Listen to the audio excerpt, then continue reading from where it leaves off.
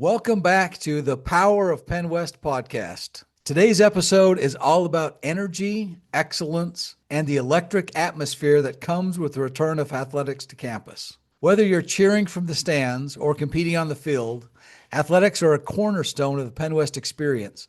They build community, inspire pride, and showcase the incredible talent and dedication of our student athletes and coaches. This week, we're talking to some of the best, outstanding student athletes who balance academics and competition with grit and grace, and coaches who are shaping the future of PennWest sports.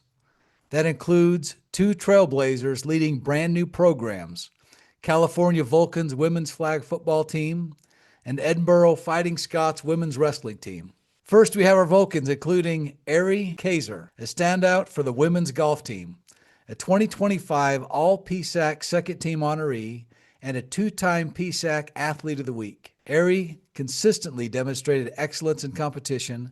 Academically, she's earned CSC Academic All-District Honors in 2025 and a D2 ADA Academic Achievement Award in both 24 and 25. Ari, welcome to the podcast. It's great to have you here. It's great to be here. I appreciate this opportunity. Looking forward to hearing more from you in just a minute. Next, we get the chance to meet Noah Mitchell, the most prolific quarterback in California history.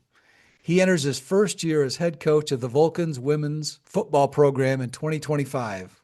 A record-setting signal caller from 2018 to 2022, Mitchell started all 43 games and rewrote the school's passing record book with 10,788 yards, 88 touchdowns, and 11,055 total yards of offense. Noah, Coach Mitchell, welcome, and I bet your shoulder is still sore. Appreciate it, President Anderson. Thank you for having me. It's great to have you. Over to Clarion, where we meet two stars of the pool. First up is Luna Castellanos, who was named Division II Women's Diver of the Year. Luna capped off her remarkable season with a national title sweep in Indianapolis, winning both the 1 meter and the 3 meter dive championships. Her score of 542.55 in the 3 meter dive shattered the previous school and a national meet record. Luna, thanks for joining us. Thank you for having me. Then we'll hear from her coach, Bree Kelly, a two-time PSAC Swimming Coach of the Year. Coach Kelly has led the Golden Eagles men's and women's swimming and diving team since March of 2018, following a stint as the interim head coach beginning in December of 2016. She previously served as an assistant coach for 7 years. Coach Kelly, thank you for joining us. It's great to be here. Thank you. We wrap up in Edinburgh up north with football standout J.T. Taylor and Coach Ryan Cook, the inaugural coach of the women's wrestling team. A transfer from Notre Dame College and a native of Pittsburgh, Pennsylvania, JT played in all 11 games for the Fighting Scots in 2024, collecting 30 tackles, 12 of which were solo. Coach Ryan Cook was named the inaugural head coach of the Edinburgh Fighting Scots women's wrestling program in 2025, bringing over 2 decades of coaching experience and a deep connection to the university and the community.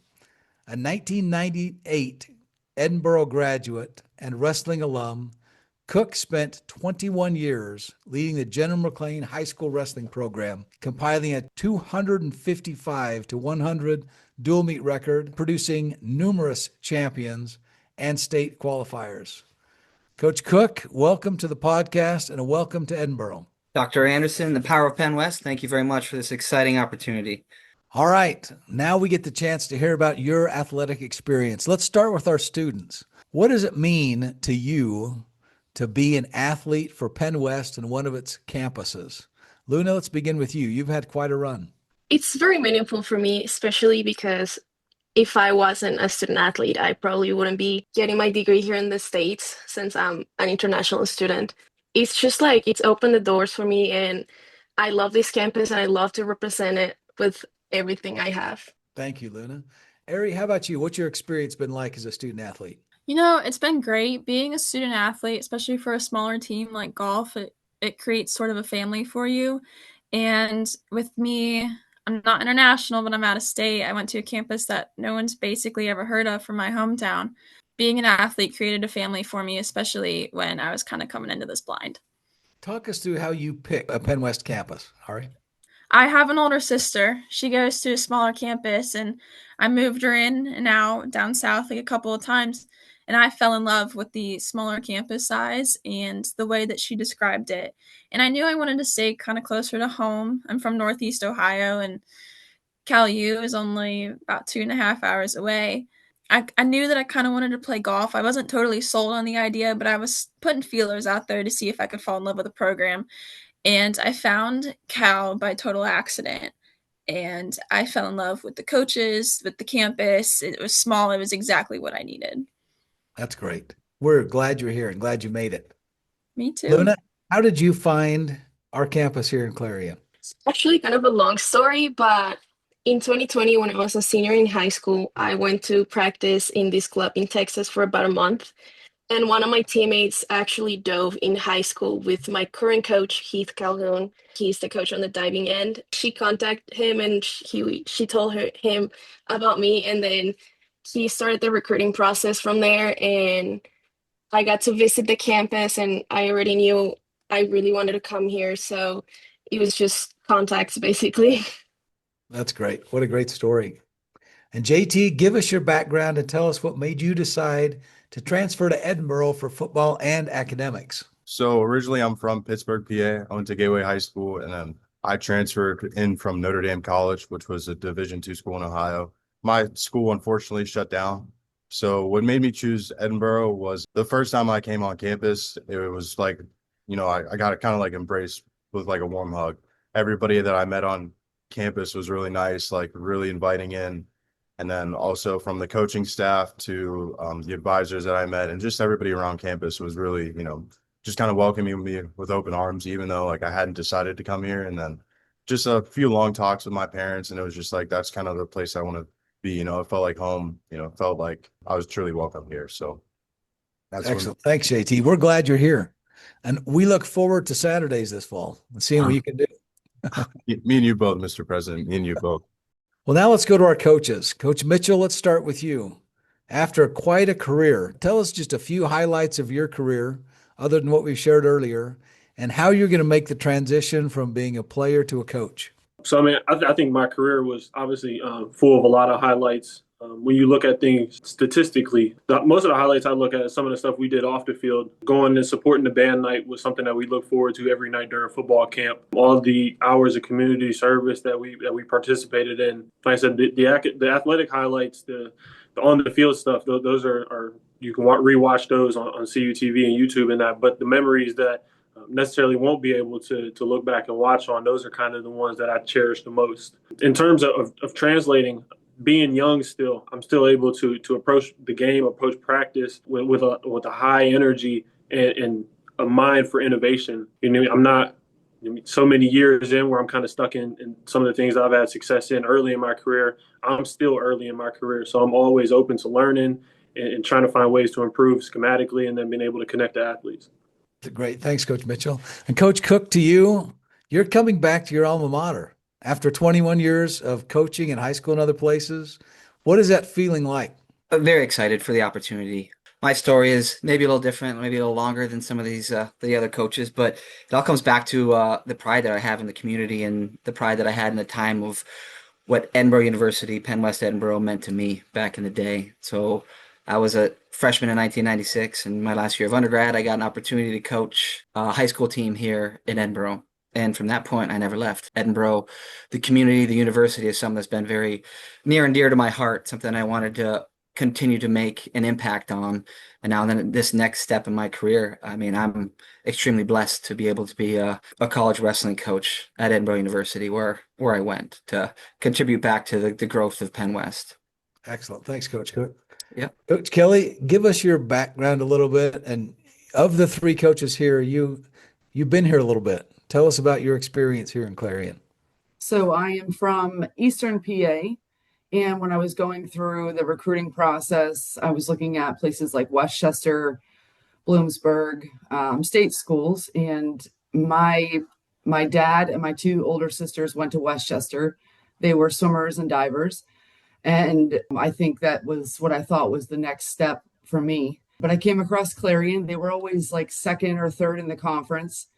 And the coach reached out to me and was recruiting me. And I was a late bloomer. I didn't focus a lot on recruiting in high school. I was just focused on swimming, club swimming, competing. I played 3 sports, so I was busy every season. So I came to visit Clarion during finals week at the end of April and still hadn't decided on a school. And I came, and the coach, I loved it. I met with the coaches, loved them, met the community. I saw the campus, and it's completely different from where I grew up in Reading, PA. Reading is a inner city, very busy. I mean, my high school was 5,000 students, graduating 2,500 when I was a senior. So it was huge. But I liked the slow pace here and fell in love with that and the intimate size of like the class student teacher ratio. Long story short, the coach had recruited me and was like, hey, do you want to come be a part of something pretty special? We want to win a championship here. And that sold me. I said, I want to do that. So came here, we won 2 championships. And after college, I was a teacher for a little bit and realized kind of quickly that that wasn't quite my passion. I loved the idea of helping others, and teaching math was definitely something that I enjoyed. I would love going to coach club and swimming at night. So I ended up getting a GA position at Duquesne and starting my career there. And then the next year, Clarion called, and I've been here ever since 2009. And there's a reason for that. I love where I am, what I get to do with the students here, but it's the people that sells this place. It is, that small family oriented environment that I believe we have built in our program, that our students feel that they know that when they come here, it's a place they're going to be taken care of. They're going to get a great degree, a great education, have it life experience. There are other places that don't have, I believe, as many opportunities for post-grad opportunities, internships, externships. And a lot of our kids are doing that currently in school. And that is something that I feel is special about Clarion and also PennWest. It's never been something that for me where I'm looking for the next step. It's always just been, I'm grateful to be here. I walk in every day and I see those banners from winning a championship. And, as an alum, your Edinburgh wrestling coach over here, it's a different sense of pride you feel when you walk into the building every day. Other coaches can't quite understand it. They can try, but being an alum gives you a sense of pride that's unlike any other. And my diving coach also is an alum from here. So the two of us together working with that same energy and excitement for Clarion and for not just the athletic side, but the entire institution. It brings us to a different level as far as selling the program, creating an environment, wanting the most success out of our student athletes. So for me, it's just been a really great opportunity to go from being an assistant for a while and then being a head coach now for a while and seeing all the changes that we've been through as a university, but still to the core, we are still Clarion. And that to me is something that I'm able to bring. That's excellent. And Coach, let's go down this path with the coaches for just a minute. I think the transition from a player to a coach is such an interesting thing to explore. Coach Kelly, will stay with you for just a minute. Tell me a time when you as a swimmer accomplished something that you were really proud of. You finished a race and thought, that is the pinnacle of my career. That is so good. And then shift to a time when you saw one of your athletes do that and compare those two feelings. It's a great point. Well, my senior swim at NCAA D2 Nationals was at Indianapolis, and I hadn't had the best season as far as getting a best time. My junior season, I was, an All-American several times and ended up my career as a 12-time All-American, but I really wanted to make my last swim in that pool the best swim I could be. And in the morning, if you swim and you race and you only get in the top 8, you stay in the top 8. And then 9 through 12 you can't move up even if you go faster. So I remember I just wanted to get in the top 8. I just wanted to get there so I could get a trophy. I ended up doing it, making it, but deciding at night when you swim again, I was just going to go crazy. I was going to go all out and lay it out there. And whatever happens, even my coach was like, just don't even think, Bree, just for once, just get in there and go. And I have no regrets. Like I remember diving in and I had a a Westchester girl next to me and somebody else next to me. And I was just like, I'm going to get this. And it was the most passionate swim I've ever done. And I still have the video. And at D2 Nationals, they talk while you're swimming. So they like narrate the race. And I remember them saying, oh, Hebner from Clarion, she's going after it. Like, hopefully she can hang on, because it strategy wise, it was just not how you swam the race. And I just hoped that all the training would be there for that last, 12 yards. Anyway, so that was a really, I still can feel every moment of that race as a swimmer. I can see it, I can hear it, I can feel it. I watch people like Luna win national championships, and I sit there and I'm like literally goosebumps, tears, because this girl has committed and worked so hard and come in the summer. She's getting in the gym, she's doing all these things. And I remember telling her last summer, before she even started the season, I said, you're going to do this year. And she said, I hope so. I said, no, you're going to. So to see her do something like that at that pool was pretty amazing for me, because all year long, I knew she was going to do it. Just by the work ethic she was doing, just by the commitment, I could tell she was locked in. But also, I have a swimmer who graduated last year, David. He swam the same event that I did in the 200 butterfly. And to see him go from what he was in high school to being an All-American, a 4-time PSAC champion in that event, the same event that I was, and to break the school record 4 years in a row, and to do something that is unlike anything we've seen in Clarion men's swimming, was a pretty special moment for me. Thank you for sharing that. You got us all fired up. We're ready to go jump in the pool now. Yes. All right, Coach Cook, let's go to you for just a minute. So you were a wrestler, Edinburgh, then you've coached for a few decades. Give us one highlight from that wrestling career when you were on the mat, when you thought, this is it. I've just accomplished the best thing in my career. As a wrestler, my credentials don't match up to some of these other coaches and everything here. I was the luckiest part. Some of the reasons that I loved and fell in love with wrestling when I was here at Edinburgh was the teams that we had and the coaching staffs that we had here. There's not very many people that get to say they wrestled for a 4-time Olympic medalist. So that was me. My head coach at the time was Bruce Bumgardner. And then the assistant coaching staff there was Lou Rosselli, who was an Olympian, and Tim Flynn, who was a Division I National Coach of the Year. So my college experience was kind of not as successful on the competing side myself, but I felt like I connected so much. The falling in love with the sport all over again, the process of learning again, like being part of a team. So I took a lot from my time at Edinburgh as an athlete, which I'm now trying to replicate in the different programs that I've coached. So some of the greatest accomplishments I had was the learning that I had from the teammates and from the coaching staff that I had at Edinburgh. Excellent. And what's a time when you were coaching one of your high school athletes and you saw them do something you didn't think they could initially do? The accomplishments of my athletes far outweighed anything I've ever done. Like the feelings that you have there, they can't be replicated. Any coach can probably say the same thing, you put so much into your own athletic career, but then when you see it, you're there involved in the process of somebody else chasing and achieving their goals. Over 20 years of being a head coach at a high school program, there's a lot on the list. The state finalists I've recently had former athletes go on to Division I All-American status themselves, and now they're coaching in the college ranks. Some of them some of the memories that really stick with me are recent. When we started the women's wrestling program at Jen McLean High School, just having the opportunity to see other athletes, new athletes, brand new to the sport, fall in love with the sport, fall in love with the process. This last year at Jen McLean High School, which is in Edinburgh, Pennsylvania, that I was the head coach at, we had 3 different athletes qualify, 3 different female athletes qualify for the state tournament. And one athlete took 5th in the state. That whole process from starting the program, where we had one female athlete on the wrestling team who now is a collegiate wrestler. She just graduated. She's at Bethany College in West Virginia. The process of starting a program and seeing these young ladies fall in love with the sport, seeing how they went about their training a little differently than the guys team that I was coaching at the time as well.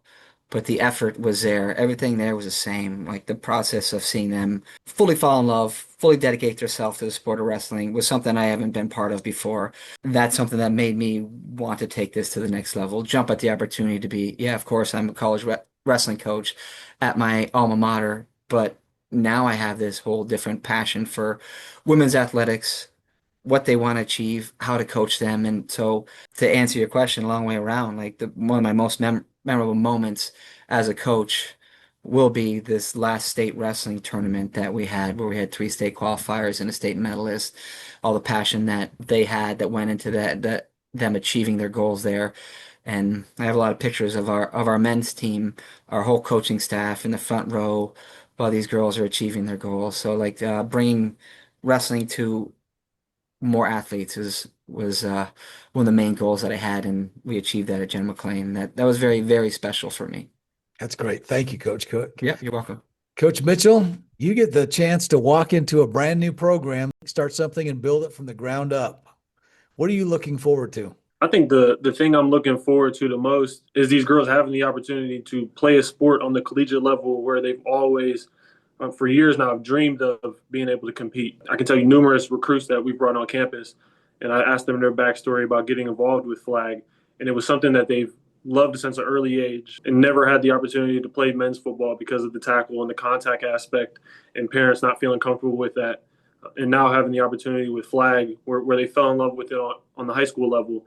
And, those 4 years are limited and then they're done. Now having an extra 4 years and the ability to compete on the Olympic level, I think that's the thing I'm most looking forward to presenting these girls with the opportunity to continue playing a sport that they love and to grow their knowledge and their skill level in something they're passionate about. Excellent. We can't wait for those competitions to start and looking forward to the program you'll build. Let's go to the student athletes for just a little bit.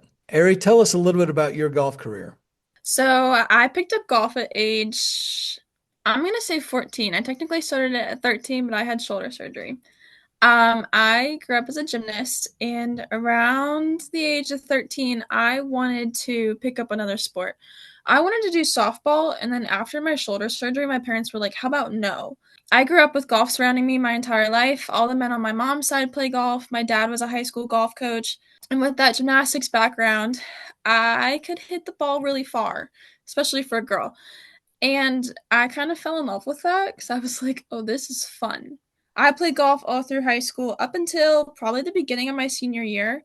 I was very adamant that I was not going to play in college because the idea terrified me. And then my dad, as a high school golf coach, he coached the boys team, but he had a girl. And she was a really big role model for me. She went on to play Division I golf at Niagara University.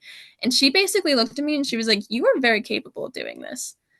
And that's when I started looking, and that's when I found Cal. And it's been great. Freshman year, I'm the only one of my graduating year, so that was a bit hard, but the girls really welcomed me with open arms. The beginning of my sophomore year, I unfortunately could not play that fall season. I required another shoulder surgery, but I came back stronger, ended up playing in the spring season, and then this past year was a lot of fun being able to travel with the girls and play a full year again. So I'm looking forward to this next year doing that another time. Excellent. Thank you. Luna, let's go to you for just a minute. Talk us through the mental preparation you go through when you walk on the diving board. You're about to do a dive you've done hundreds of times probably. What goes through your mind right as you're kind of approaching that end of the diving board and heading out into the air? It's actually kind of funny because to this day, I'm still very scared of some dives specifically. Honestly, I worked with sports psych and Coach Bree and Coach Heath. I talked to them a lot. Talking to them and like hearing them tell me like you've done this multiple times, you can do it again. I just kind of try to take a deep breath, remind myself that I've done this before and I'm capable of doing it again.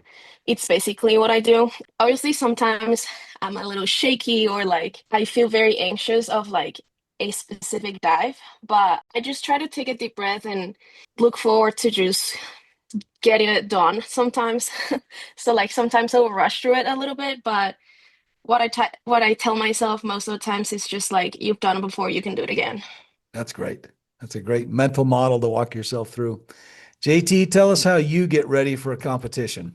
It starts early on in the week.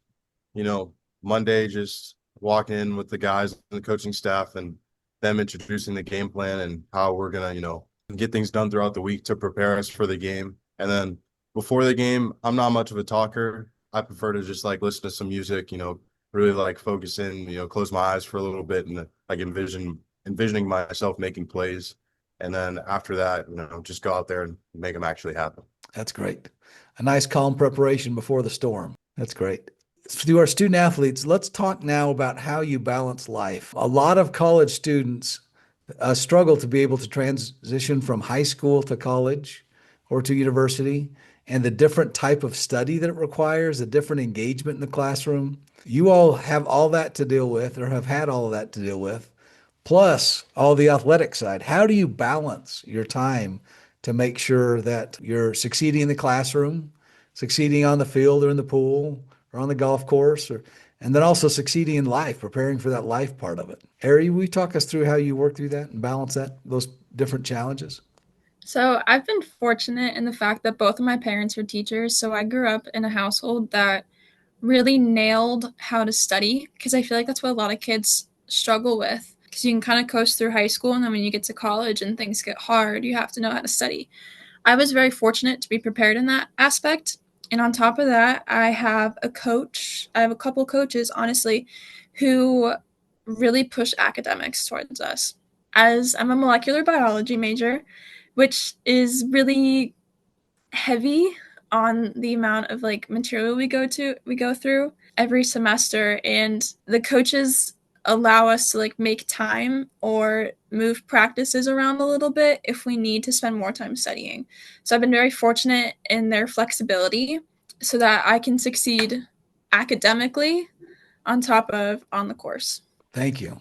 Luna, how do you balance your time and make sure you're succeeding in all those areas? Honestly, at first it was a little bit hard, but it all comes down to time management. I feel like, luckily for us, our coaches, they are very supportive. Like if you have a really long test and you're like, I really need to study, I don't think I can make it today, or I'll make like a lighter practice or something, they will always support us to do that because academics always comes first with them. And I feel like they also help us a lot to organize our time better, and they push us to do well with organizing that time, if that makes sense. That makes a lot of sense. I'm glad we have coaches that are willing to support you in being the student part of student athlete. Very good. JT, how do you manage your time? There are a lot of demands, especially this time of year. As an education major, it's definitely hard because my time split between like teaching as a student teacher, being in the classroom as a student, and everything athletically. But I just kind of start at the beginning of the week. I make myself a little checklist of what I have to do assignment wise, and then other things that I have to do throughout the week just to make sure I'm on track. And, I just look at it every day and make sure I'm, staying on pace. If I get behind a little bit, I try and carve out some time in my schedule, just to make sure I can get things done. And I just try and stay on top of things. So, always just staying organized and efficient with it. Very good. So as this episode airs, we've just had new students show up to campus. They're in their first week or so of getting adjusted to what a university experience is like. Some of them are probably pretty hesitant, spending a little more time in their residence halls than they may need to. What advice would you give to them to get out of their shell, get over the nervousness, and engage in the campus community? Coach Kelly, let's start with you. What's your best advice to an incoming student? I would encourage them to introduce themselves to their professors on the first day of class. And even if you didn't on the first week, do it on the second week. Putting a name to a face and a face to a name and getting to know you is, I think, the first step in creating a relationship. I would explore your websites, like any activities or things that are going on, read your emails, check the weekly PennWest updates and see what's going on. There are a lot of things that are available and free and resources, especially for new students who maybe don't have a sport or don't have any club or organization they're actually tied to yet. But there are a lot of opportunities to meet other people and to connect. So you don't have to feel like you need to sit in your room and wait for something to come to you. There are opportunities. You just have to do a little research, get out, ask questions, put your name out there, introduce yourself, and be open to all these new opportunities. Thank you, Coach Kelly. Coach Mitchell, what's your best advice to an incoming student? Yeah, I think piggybacking a lot off of what Coach Kelly had to say, that introducing yourself to your professors that first day, first week, second week of classes is very important. Use myself as an example when talking to recruits because I wasn't the best student, but I did a good job of building relationships, and I'm sure it's common across all the campuses. Our professors are here to look out for us, and they love the student athletes that we have on campus. So any chance that we can get to introduce ourselves to our professors, create a relationship with them, promote the athletic side of things because they love coming out and being able to support us in our competitions. And then the other cool thing about coming in as an athlete is you're always going to have someone to do something with. Most of the time, you're not going to have to go out on your own because you have a teammate who is typically your roommate. And being an athlete, growing up in that environment where you're out competing and meeting new people and engaging all the time, I think you're a little better equipped to go out and do some of those things that you're maybe not comfortable with, embracing the uncomfortability. Excellent. Thanks. Coach Cook, give us your best advice. You've been there before. Yeah. Show up early and communicate. As a student athlete, you're going to have many different needs and concerns than other students. So you have to communicate that with your coaches, staff, and your professors along the lines. There's another thing I always say to student athletes when you come in, find the leaders, not the losers. Your teammates, true leaders on your team will show you the right way, show you how to get out there and interact with your professors, interact with the community around you, and everything like that. There's the right way to do things, and then there's the easy way. Sometimes the easy way is not the path you want to take. Excellent. Ari, what's your advice to new students coming in? My biggest thing would be to build rapport in the classroom with professors, but also with the peers in your class. Don't be afraid to sit next to people, like take good notes, have the reputation that you can ask questions and you take good notes. Because as a golfer, we miss up to 3 days a week for tournaments and everything. So especially coming in as a freshman, I was part of the starting lineup. I was missing a lot of school. And with lectures and everything, professors say things that aren't on their PowerPoints. So my biggest thing was to make connections with those around me. And I think that's really great mindset to have. And on top of that, study in public places. I like to sit in the student center, and a lot of times you find other peers or like other people who are in your classes, and you guys can chat about assignments and everything. My last bit of advice is don't be afraid to say yes. Things are going to be uncomfortable, especially if you're in a new situation surrounded by people you don't know. Go out and do things, do the events that the school puts on. I mean, at Cal, we literally have Dairy Queen right down the street. Ask people to go walk to Dairy Queen and you'll chat and you'll make friends and it'll get easier as it goes on. Excellent. Thanks. Luna, what's your best advice? I think get yourself out there, like meet new people, make sure you're using your resources because we have a lot. I feel like sometimes a lot of people don't really take advantage of those. And then when they realize they have them, it's like, oh, I should have used these a while ago. And surround yourself by people you want to be like, you have like the same goals or like the same mentality. And at the end of the day, those people are going to become your family here. So That's great. And JT, what's your best advice to incoming students? Be a sponge, take in as much information as you can. Your first week on, you're going to hear a lot of things from, people, new students, older students, professors, advisors, even probably you, Mr. President. So just be a sponge, take in as much information as you can, and also find what works for you. Like not everybody's daily process is going to be the same. I know all three of us play different sports. So like my daily process is different from yours, Luna, and same for you, Ari. So, just find whatever works for you. And once you get into a rhythm, just keep with it. Excellent. Great advice. Well, this has been so fun to have you on the podcast today. I can't wait for your seasons. I get to come watch all of you. I haven't followed around a golf team yet, but I'm going to try to do that this year. Looking forward to that, Ari. And I have been to swimming, been to football games as well.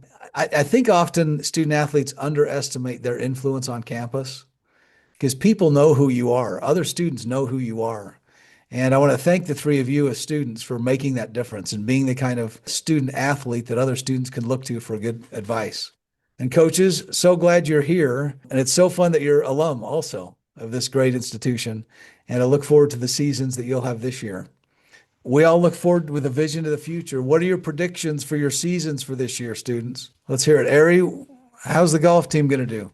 The golf team's young this year, which I'm really looking forward to. We have 3 incoming freshmen. We still have 3 returners from last year. So there's going to be 1 senior, 1 junior, 3 sophomores and 3 freshmen. So a small team. Like I said, we're kind of like family. We spend so much time together, but we're young. I'm excited for it. In all reality, I met a lot of the freshmen already. They're fun, they're funky, they have a drive that I can't wait to see on the course.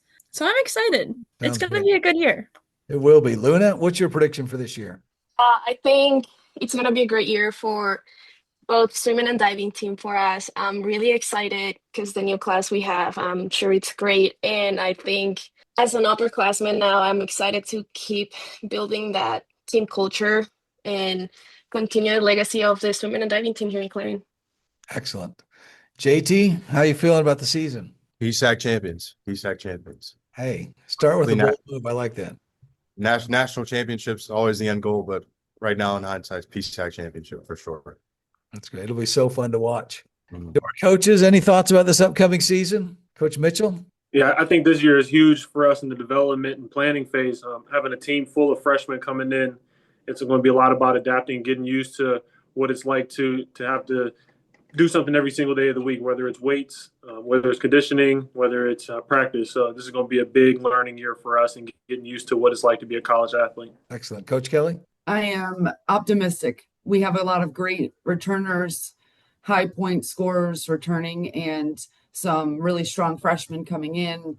We have a squad of 60 swimming and diving. It's a big squad, and there's minimal spaces for the conference championship. So it's going to be competitive, which is what I like. So I feel very excited to get started with the new dynamic every year. It's a new team, losing some people who graduate, bringing in new people who may be immediately impactful to the team. So it creates this new dynamic every year. I look forward to it. I'm excited. We definitely have goals to move up. When you lose a position or a place by 2 points at a conference championship, let me tell you, that gives you motivation for the next 12 months. So this girl's been working hard. So we're excited. Looking forward to watching as well. Coach Cook, how's the inaugural season going to be? We'll be continuing building in the borough. We have some great wrestlers that'll be on the team for the first year, but we're going to do a lot of balancing of competition, training, and for me, a lot more recruiting. We have an immense interest from the class of 2026 in continuing their athletic careers and academic careers at Edinburgh University, PennWest, and we're very excited for that. Excellent. Well, thanks to each of you for taking time to be here on the Power of PennWest podcast. I'm excited to share this episode because it'll kick off a lot of enthusiasm for athletics.